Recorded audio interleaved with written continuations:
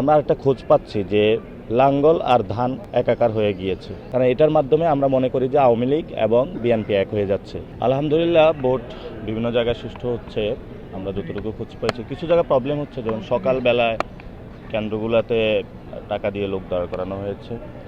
আর একটা গতকালকের এটা সংস্কৃতি বিকাশ কেন্দ্র, আমাদের অনেকজনকে তারা আহত করেছে। সেখানে 200-300 জন লোক ছিল, আমরাও গিয়েছিলাম সেখানে। আমরা আজকে বলেছি আমরা ফুল প্রিপেয়ার্ড মাঠে, যদি কোনো অনিয়ম হয় আমরা প্রশাসনের কাছে তাদেরকে সোপর্দ করব।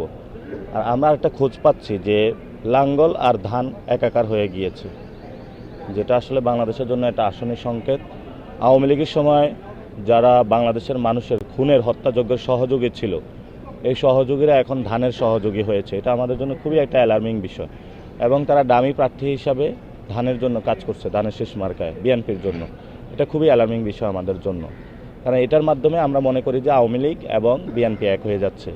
তো যেটা হলো বাংলাদেশের গণতন্ত্রের জন্য হুমকি, এবং যারা গণতন্ত্র বিনষ্ট করেছিল বাংলাদেশে, সেই গণতন্ত্র বিনষ্টকারীদের নিয়েই এই নির্বাচনে একসাথে এবং ভিতরে, এটা আসলে বাংলাদেশের জন্য একটি আশনীয় সংকেত।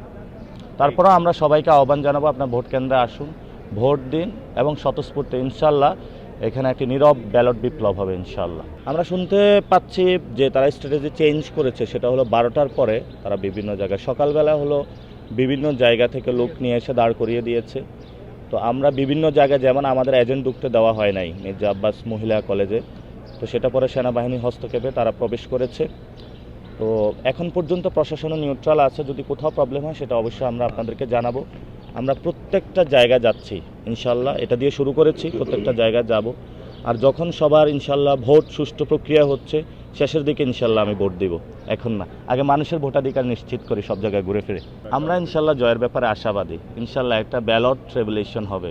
বুলেট রেভলিউশন ক্রস করে এসেছে, ইনশাল্লাহ আমরা ব্যালট রেভলিউশনও ক্রস করতে পারবো ইনশাল্লাহ। ভালো থাকবেন সবাইকে, আসসালামু আলাইকুম।